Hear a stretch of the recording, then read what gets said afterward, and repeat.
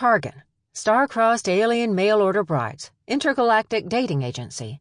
Written by Susan Hayes. Narrated by Tieran Wilder, a member of SAG-AFTRA. Chapter 1. Arya never stood a chance. Hell, she didn't even see it coming. The first she knew of the attack was when the gooey gob of applesauce landed on her cheek. "Melody, no! We don't throw food at Mommy."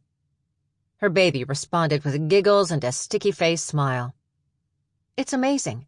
She can't navigate the distance from the bowl to her mouth without dropping half her meal, but somehow she managed to hit you square in the face from halfway across the room."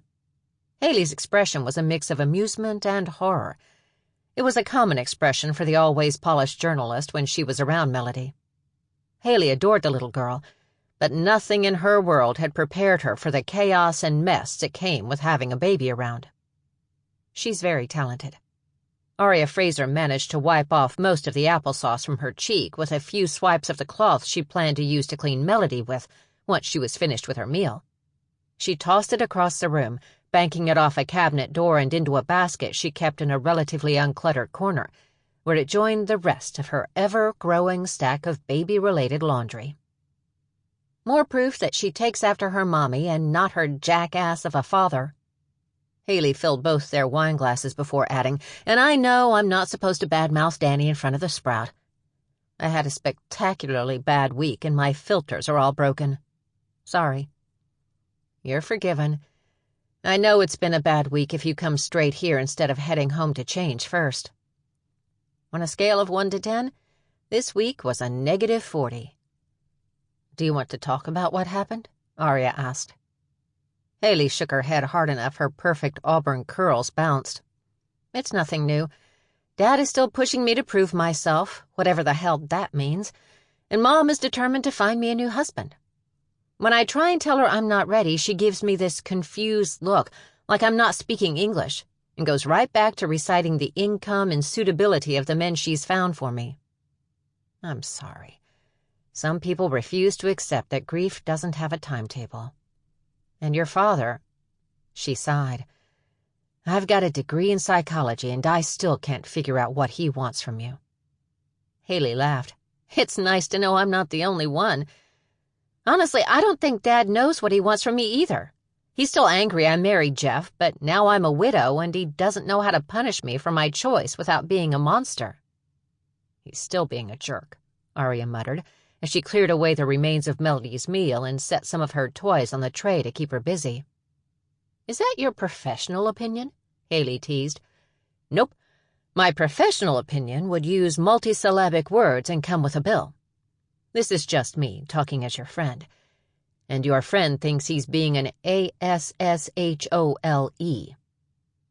Haley snorted. "How long before your sprout learns to spell and that tactic doesn't work anymore?" "Not long enough.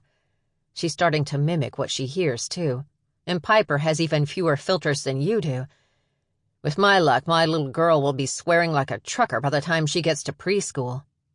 The mere thought of Melody heading to preschool was enough to have Arya taking several drinks from her glass.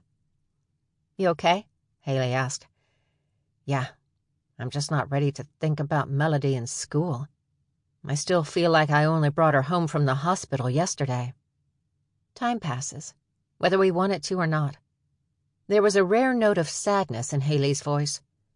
She had built up thick emotional walls since losing her husband, and it wasn't often she let anyone see past the carefully crafted veneer of a polished and professional career woman.